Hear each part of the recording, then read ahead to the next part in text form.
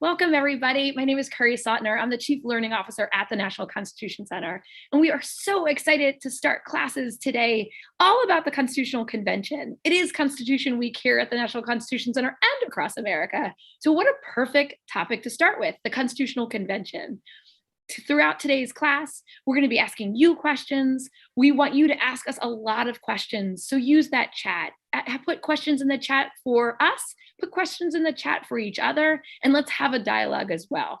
Now, I'm so lucky because I'm not here alone. I get to be with one of our top scholars at the National Constitution Center, Tom Donnelly. Tom, would you like to introduce yourself, say hi, and kind of get us started? Sure. Hi, I'm Tom Donnelly. I am a Senior Fellow for Constitutional Studies here at the National Constitution Center. Thanks so much for joining us. Can't wait to talk about the Constitutional Convention here. Curry, where should we start? So many things I want to start with the Constitutional Convention, and I always like to list out the questions. So where did the founding generation decide to write a constitution? Why did they decide to write a constitution?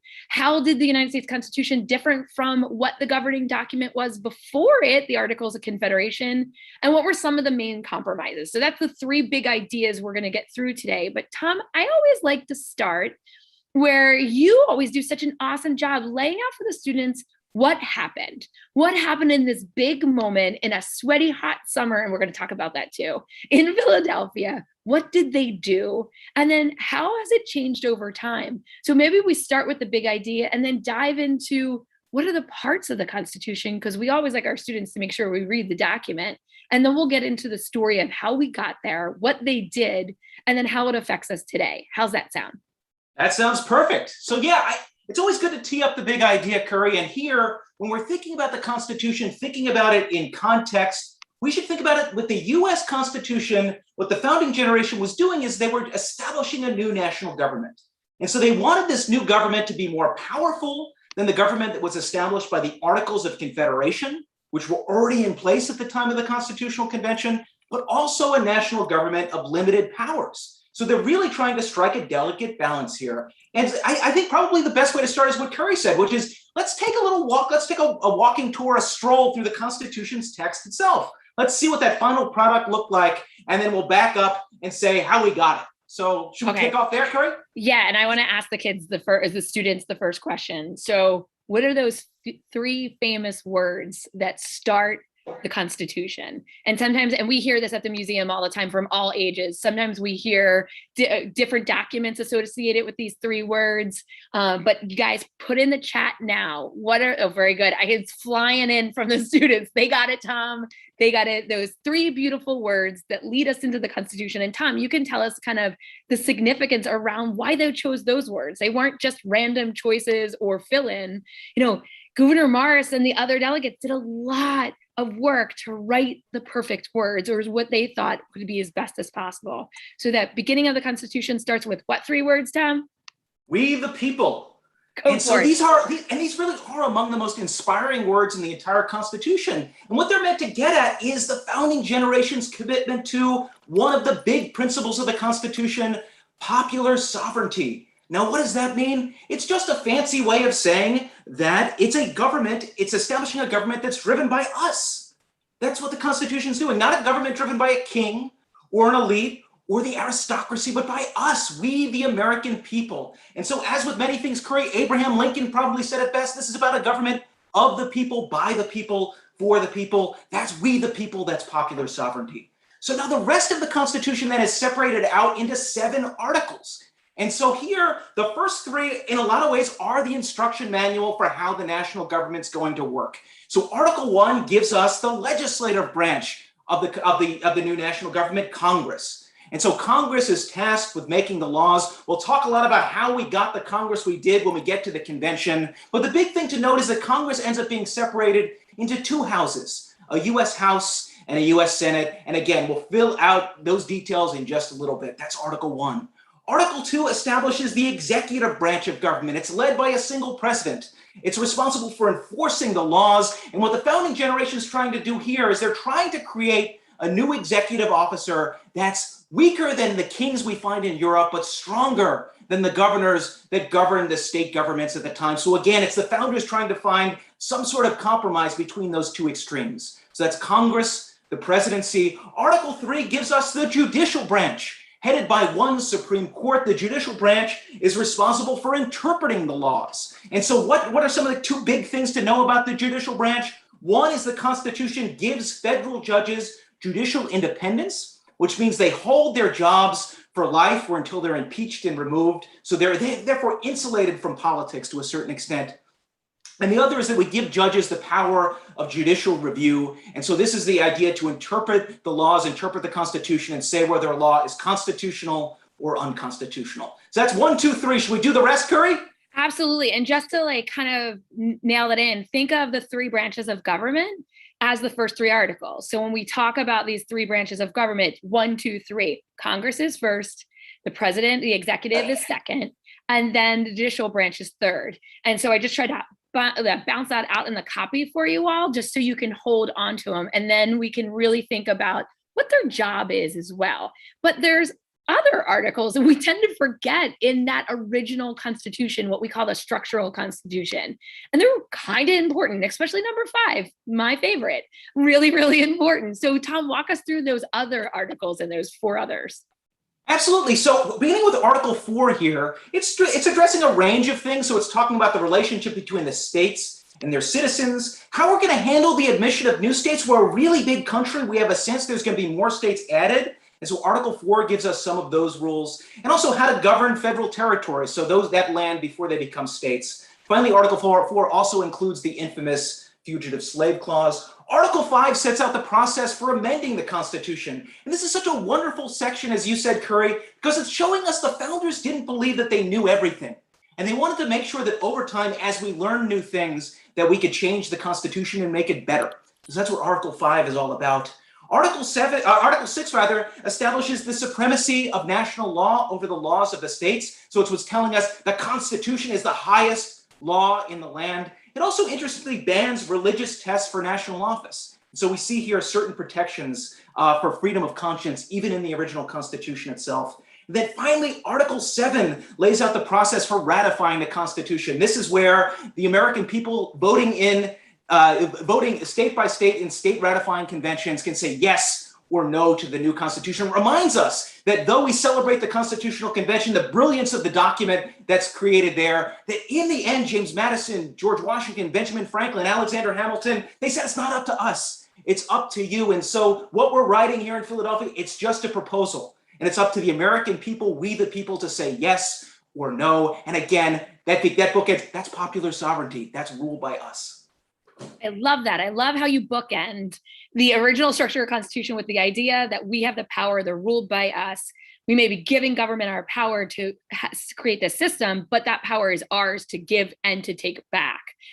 So I love these pieces, and we look at these articles and what really kind of pulls from there. Amending the Constitution, 27, and I always want to say 28 because we often talk about what's next, but 27 amendments to the Constitution and ratifying the Constitution, which I know we're going to talk a lot about next week. But I love when we talk about the Constitution, and the quick answer everybody says is, what is the Constitution? The supreme law of the land.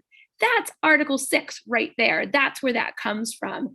Now, it is funny that when we think about the Constitutional Convention and we celebrate Constitution Day, it is that September 17th.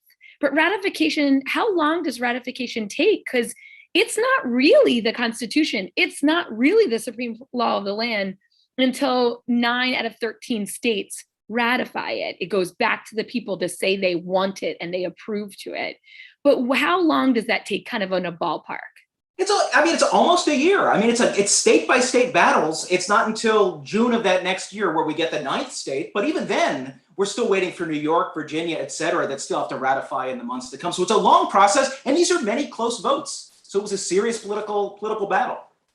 Awesome. So the weird anniversary we celebrate for the proposal, not the ratification of a document, but it's a really great one. So before they come to Philadelphia, and the reason they come to Philadelphia is because things aren't working. And so it's not like we didn't have a government before. So after we're colonies and we decide our independence with the Declaration of Independence and tell the people this is why we're doing it, we are living under a government document. And so let's take one beat on the Articles of Confederation, what that document was, how it worked, and why it didn't work so well. And so they had to come to Philadelphia in 1787. Yeah, that's great, Curry. Yeah, it's important to remember we had these Articles of Confederation, we had a Confederation Congress, we had a national government. If there's one thing to know about this national government, the Articles of Confederation, it's that it was a weak national government. It was, as the screen says right there, it was a league of friendship in many ways. The various states were more like independent nations than one United States of America. And so what are some of the features of the Articles of Confederation that the delegates to the Constitutional Convention are responding to? Well, one is that the national government under the Articles of Confederation, it's centered on a single Congress. So it's a single House of Congress. There's no separate president. There's no separate executive branch. There's no separate federal judiciary. And so all power in the national government is in a single Congress. And that Congress doesn't even have two houses. It only has one house. But the other thing, Curry, is that despite that, the government is not given very much power. And so the national government doesn't have the power to tax, doesn't have the power to regulate commerce between the states. It can't provide for troops, or I can't get the states to provide troops or send the government money. And any proposed amendment to the Articles of Confederation required the approval of every state. It required unanimity. So even as we sensed that this national government wasn't adequate to creating a great nation, we struggled. We weren't able to amend it at all because of the unanimous requirement for amendments, which, as we know in our own lives, how many times when you get a group of like 10 people together, you get all 10 people to agree on anything, let alone 13 states agreeing to how to change a framework of government? Seriously, like in my house, we can't even agree on what toppings to put on pizza. And it literally turned into like a mini version of Shaes Rebellion, like just trying to figure out toppings on pizza. So it was, and I totally jest and joke on that. It was pretty tense in the states and between the states and within the states because this government was not functioning with enough power. So Shaes Rebellion is one example of how you could start to see the cracks and the fault lines in our loose league of friendship. And there are so many good examples, but this is one that we really always like to talk about and teachers in schools love to kind of dive into. So it can kind of lead us to this point of how bad was it? How close to losing it all? We won the war, the Revolutionary War, but we were at the brink of losing everything. And Shaes Rebellion is a great case study for that. Absolutely. So we have this weak national government, the Articles of Confederation. It can't raise money from the states, so it can't pay for the national government, can't even pay our troops, which this will come into play with Shaes Rebellion. You know, we can't defend our frontiers because we can't get the states to send troops to the national government. We have the various state governments in place at this time. We have 13 separate state constitutions. These state governments are quite democratic. There are very strong state legislatures, very weak governors, very weak courts. And over time, what these states are doing is they're putting up barriers to trade between one another. And so they're making it hard for other states to compete with businesses in their own state, creating these barriers effectively ends up really harming the nation's economy. So as we get up to 1786, on the eve of the Constitutional Convention, we see an economic downturn. We see Revolutionary War debt ravaging the government, the budgets of the national government. Businesses are failing, trade suffering, and under the Articles of Confederation, the national government can do little to address this. And so we get to Shaes Rebellion. And this is here we're seeing the danger of mob rule as we're seeing governments that aren't working at the state level and governments that aren't working at the national level. And so who was Daniel Shaes? Daniel Shaes is a 39-year-old veteran of the American Revolution. He fought at Lexington, fought at Bunker Hill, and he ends up leading a bunch of armed farmers in Western Massachusetts marching across the state. They're angry. They're angry. They think that the government in Massachusetts isn't responding to their concerns. They have massive debt. The government is foreclosing. They're taking away their farms. And they feel like that their state government and the national government isn't hearing them. And so they march across the state. They're closing down courthouses. They're closing debtors' prisons. They're looking to arm themselves at the arsenal in Springfield, Massachusetts. They want to march on Boston and make sure that the government there in Massachusetts is going to listen to them. And what's amazing is that under the Articles of Confederation, the national government can do little to help. It really doesn't have the power to force states to send its troops to defend against this armed rebellion. So in the end, this rebellion is put down not by national government, not by national troops, but by a Massachusetts militia. And so we see many national leaders, George Washington, James Madison, Alexander Hamilton, their allies, they're mortified. The real fear here, Curry, is that Shaes Rebellion is one example, but what if this is just the first time we're going to see violent uprisings like this? Are we going to see more mob rule? And what can we do as a nation if our national government can't address it, either through military force or through good policy?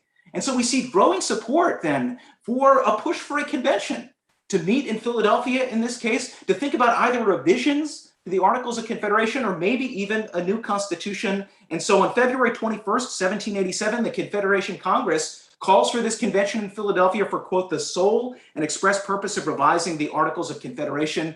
Needless to say, the delegates, some of them at least, had different ideas. I like to have this visual of the delegates, and we'll look at the delegates here, at least some of them, taking the Articles of Confederation, putting it into a ball and chucking it over their shoulder as they walk through the threshold of what we now call Independence Hall. So this is the room where it happened. And as students, we have a live tour we just did yesterday of Signers Hall, and we can send it out to you all in this week's wrap up, and you can walk through the room, but it has all the players in the room. So real quick, my favorite, I Spy, take a look at the room that you see in front of you on this side. See if you can name anybody, like take a guess of who's who. Definitely the guy in it looks like blue velvet. I'm not gonna lie, that blue satin or velvet outfit. He's so comfy. He's so comfy. He is the oldest delegate at the convention, as a hint. You might also guess, good job, Milo. You might also guess who the guy at the front of the room is as well. But you can start to kind of pick it apart. Remember, this is a constitutional convention. It's very same room as the Declaration of Independence. So sometimes when you see these images, you have to kind of frame yourself and say, which major moment in American history is this? And Milo guessed it right. The guy in the blue crushed velvet is Ben Franklin. And Ben Franklin, actually, during the convention, it's one of the southern states, comes up and speaks about how they're not sure they need such a strong national government. And Ben Franklin, who didn't speak often, he spoke a lot to Gouverneur Morris and kind of shared his views, and Gouverneur Morris spoke for him because he was not feeling great. But one of the things he said loud and clear was, what happens when there's an insurrection in your state? What is the federal government going to do for you then? So this was a big thing that they were really on their shoulders. How do we ensure this safety as they come to the convention? So Tom, it wasn't easy. It was a long, hot, sweaty convention. You can kind of walk us through the setting that they're in Philadelphia, kind of the moment, and then what were the big debates that they had? And we'll fly through some of the top debates of the convention. Okay, good guesses in the chat too. Yeah, so we'll just start with a couple of facts about the context of the convention here. So the Constitution's drafted in secret in Philadelphia between May 14th and September 17th, 1787. And so that's under 100 working days they create this new framework of government. But it was in secret. And part of the reason for this was, the thought was, if we keep the proceedings secret, people will be freer to sort of speak freely, to change their minds, to not worry about being taken out of context. And so the hope was that it would spur really frank conversation and debate. So that's at least the theory of why the convention remains secret. The convention met in the Pennsylvania State House. It's now known as Independence Hall. If you go to the National Constitution Center in Philadelphia, our home, you look right across the Independence Mall there and you could see Independence Hall. It's so inspiring when we get there. Another thing, one of our favorite parts, on the final day of the convention, 3 delegates, Elbridge Gerry, George Mason, and Edmund Randolph, actually refused to sign the Constitution. So we have already, at the very founding of the nation here, the Constitutional Convention, we see the importance of dissent. And others like Luther Martin actually leave the convention early because they don't like the government that's being created. Delegates are nominated and appointed by their state legislatures. And within the convention, the delegates vote by state. So whether you have a really big state with a lot of people or a very small state with not a lot of people, every state gets an equal vote. 12 of the 13 states are represented. Rhode Island doesn't send delegates. They're fearing this creation of this new national government. They want no part of the process at all. The average age of the delegates in the room is 42. So you see Franklin, he's in his 80s. So you're talking about a group of very young people, and most of the delegates are lawyers. George Washington, who you see at the front of the room, is elected president of the convention. And you see Franklin there as well. It's significant that both of these figures are there. They're the two most beloved figures in America. They're signaling by their very presence that something important is happening here. But also there are several important Americans that aren't there.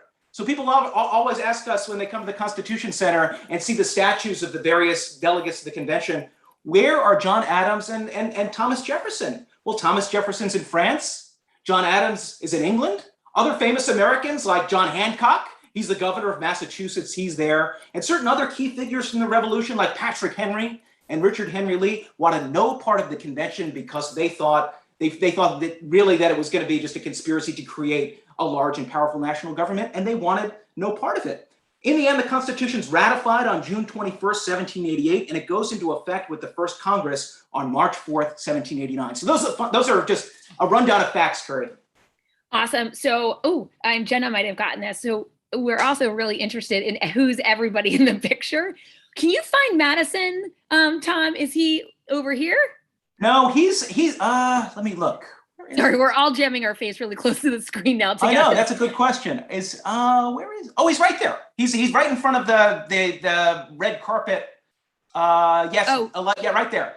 Got it. He oddly looks superimposed, and I'm pretty sure this guy leaning into Ben Franklin's shoulder is Gouverneur Morris, correct? No, that's Alexander Hamilton, isn't it? Oh, is it? Okay, yeah. Got it. So there, you guys. So there's Alexander Hamilton. There is Madison, and that's Wilson, correct? The guy in the red. Yes. Yes, awesome. Okay, so we're having a Where's Waldo of the Constitutional Convention. So students, as like a fun homework assignment, I want you to label all of these people and see if you get it right as you go through. And there is Hamilton. Awesome. So Tom, it wasn't, even though, they take a long, hot, exhausting summer to get through writing a giant constitution that literally sets up our country, it was not easy. There was lots of debates. There were lots of key compromises, some that people today will say were not acceptable compromises, some they think were acceptable. Can you walk us through the big debates and the big compromises of the convention? And then we'll dive into those really quickly in the last 7 minutes. And students, as you have questions, not just about who the guy in the red outfit is, you can feel free to put them in a chat. We like all the questions. Absolutely. So yeah, let's try to take through the Great Compromise, the compromise that brought us the Electoral College, and the two large compromises over the institution of slavery.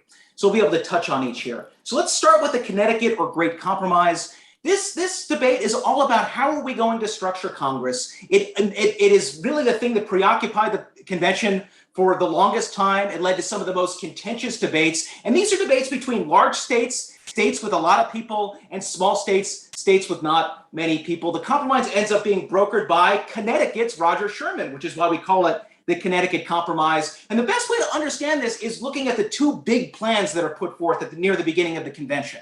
The first is the Virginia Plan. It's put together by James Madison.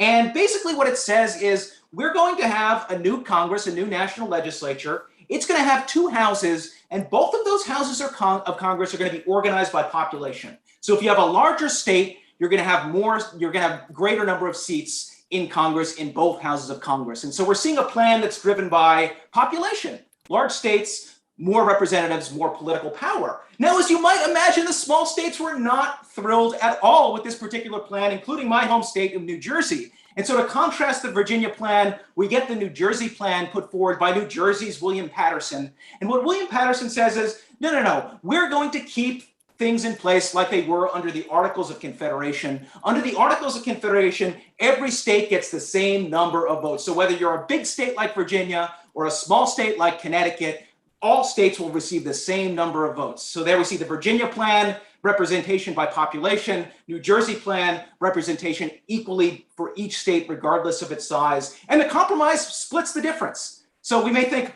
it's sort of the most sensible compromise of all. And so Roger Sherman, Oliver Ellsworth of Connecticut say, we're going to have a Congress separated into two houses. The fancy word for this is bicameralism. And the United States House of Representatives, we're going to go with the Virginia plan on that one. We're going to organize the U.S. House by population. And so the larger states will receive more seats in the House of Representatives. So Madison wins in that particular house. But the United States Senate, we're going to organize around basically what we're seeing in the New Jersey plan here. And so every state, whether it's a big state or a small state, will receive 2 senators. So by population in the House and equal state representation in the Senate. That's the Great Compromise. Awesome. So the Great Compromise is a big one. The students were noticing as you were kind of going through this this balance between how do we have the right representation between many people in a state, or a large state and a small state. And remember, Virginia was huge at this time, people. It was Virginia and West Virginia. But one of the things that they noticed from all the images that were showing them, that they were all white males. So can you just talk a minute about the makeup of the Constitutional Convention? So one of the students was asking if there were any women there, and what was kind of some of the characteristics of the people at this convention, because it was hard to figure out who was who because they all looked the same. Yeah, so everyone in the convention, it is white men.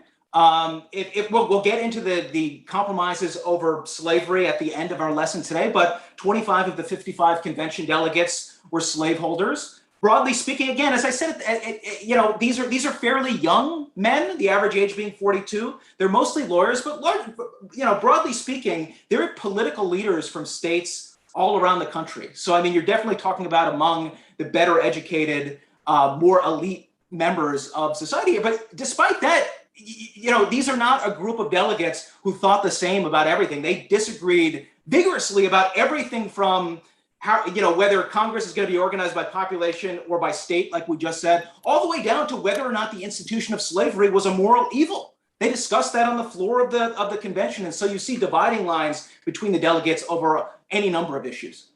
Awesome. So some of the dividing lines came around the presidency, and I know we only have like a few more minutes left.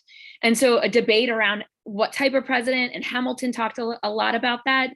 But some of the other big kind of debates that, come into this conversation about who they were, their wealth, and their economy is all around representation and slavery. So do you want to take a beat on the debates over slavery? Because they are so important.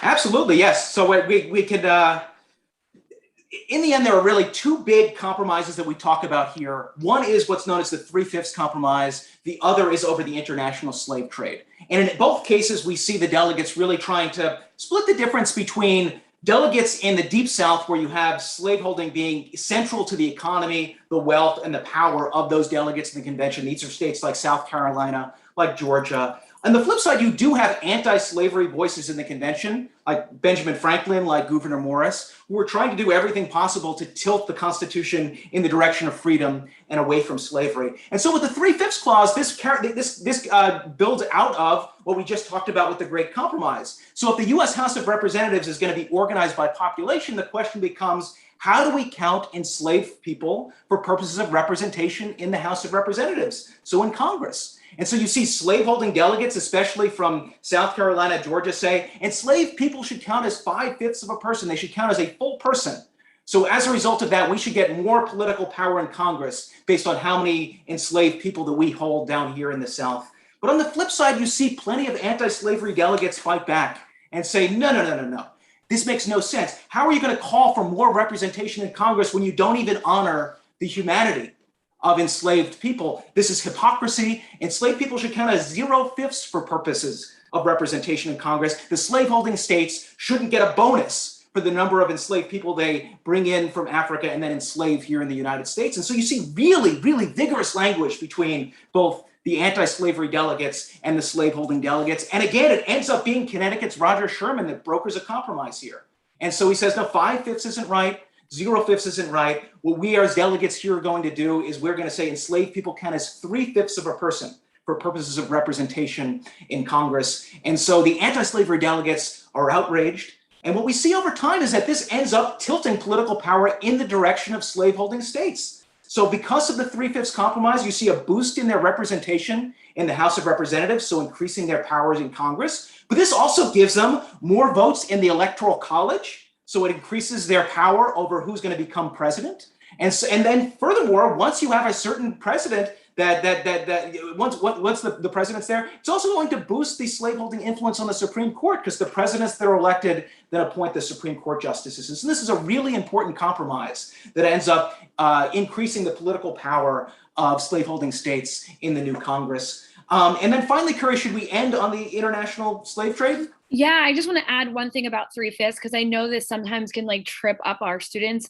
Tom said it like 3 times, and I just want you to hear it and understand it. it's 3/5 of a person for representation's sake. It doesn't mean you have 3/5 of right as an enslaved person. Because sometimes when you hear that number, you think, okay, that's not fair. They're not counted as a full citizen, as a person in the Constitution. It is not counted. They have no rights or very little rights whatsoever. It is just to say that their state gets more power and weight and voice in that part of the government, just to clarify that. And then Tom, the next kind of big thing around the states and the compromises on slavery is the slave trade clause. So talk to us a little bit about this. Yeah, absolutely. So, I mean, the thing to note here is, so this is the international slave trade. This is the brutal practice of bringing Africans to the United States to become enslaved. The passage itself from Africa to the United States is brutal. Many die, many get sick. It's just an absolutely brutal practice. And by the time of the Constitutional Convention, even many slaveholding delegates oppose the inhumane Atlantic slave trade. And it only ends up being delegates from really the deep South. So this is South Carolina and Georgia, who say, we need to keep this practice in place. We cannot give Congress the power to get rid of this practice. And this leads to heated debates on the convention floor. So you have anti-slavery voices like Luther Martin saying that the international slave trade is, quote, inconsistent with the principles of the revolution and dishonorable to the American character. But in response, delegates like John Rutledge, who in many ways is the most powerful delegate from the Deep South, he's from South Carolina, say, no, this isn't about morality. This is about our interest. This is about our interests in the South, our economic interests, et cetera. And if you do not agree to some compromise here, if you take away the international slave trade, we are going to leave the convention. And so they made it just a dividing line there. And so in the end, again, the delegates end up brokering a compromise here. And they say, Congress will have the power to get rid of the international slave trade, but not until January 1st, 1808. So the international slave trade survives for another 20 years. Congress does get rid of it at that point, but that 20 years, it has an unbelievable practical impact, because between 1788 and 1808, so that period of time between the Constitutional Convention and when Congress abolishes the practice, enslaved people, let's see how many, it exceeded over 200,000 new enslaved people were brought to America. And so that's only roughly 50,000 fewer than were brought in the 170 years before then. So it ends up being a huge practical effect. And if in the end, what do we make of these compromises when we're looking at the Constitutional Convention today? What are some of the take-home points? I mean, I think, in the end, there were anti-slavery Northern delegates who wanted to block the expansion of slavery, that wanted to make it really sort of bend the Constitution in the direction of freedom. They fought to make sure the Constitution didn't recognize the, quote, right to property and men. So really the ultimate protection of slavery, they wanted to make sure that wasn't in the Constitution. They also fought to make sure that the word slave and slavery didn't end up in the Constitution either. And in the end, they also predicted, though, that slavery, the institution of slavery, would die out. And so we see Connecticut's Oliver Ellsworth say, slavery in time will not be a speck in our country. This prediction proved wrong. With the cotton gin, among other innovations, we see that the institution of slavery becomes economically it survives economically in the South, obviously all the way up into the Civil War. And in the end, I think the way to think about this is that for many delegates, even delegates who thought that the institution of slavery was immoral, it was more important to them to create a new national government, a new union. And they knew that without making some of these compromises, at least their prediction was, they wouldn't get many of those slaveholding states into the union and in support of this new constitution. And so they made these compromises. And, the take-home point at the end is that Southern slaveholders end up getting some protections written into the Constitution for the institution of slavery, including the 3/5 clause, including the protection of the international slave trade for those 20 years. And the legality of slavery itself, whether to abolish it or to retain it, ends up being an issue to be taken up by the states. The states end up getting to decide that for themselves, at least up until the Civil War.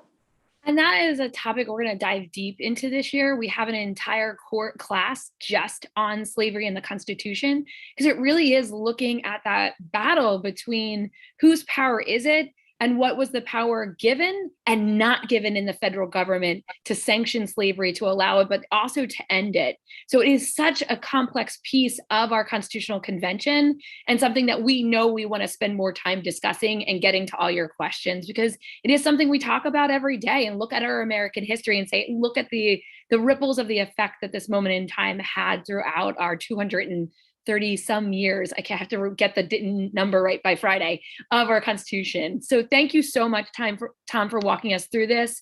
Students, we're so excited to have you back in class. Thank you for kicking off the year with us. And remember, Friday is Constitution Day, and we have lots of things going on Friday. So if there's anything that you need from us, if there's questions that you think about this class later and they pop into your head, always feel free to email us. I will get Tom on the email and we will help solve any of your constitutional questions. And we love the constitutional dialogue. So have a great day, everybody. Tom, thank you so much. And happy Constitution Week. Yes, absolutely. And thank you, everyone. Thank you.